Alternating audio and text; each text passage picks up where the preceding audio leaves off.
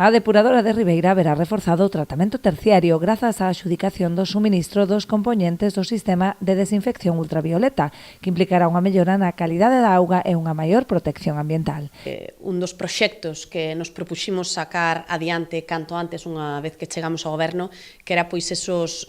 ultravioletas para a depuradora de Couso, para dar de Couso, son pois 95.000 euros destinados a mellorar unha infraestructura que necesita pois modernización, que necesita unha mellora medioambiental e que o que vai a garantizar é que a auga sala pois nunhas condicións óptimas, de logo pois respetando moitísimo o medio ambiente. O importe total do contrato ascende aos 95.000 euros e o prazo de execución é de 13 semanas. Trátase dun investimento importante co que Ribeira reafirma o seu compromiso coa modernización das infraestructuras hidráulicas e a mellora dos estándares ambientais.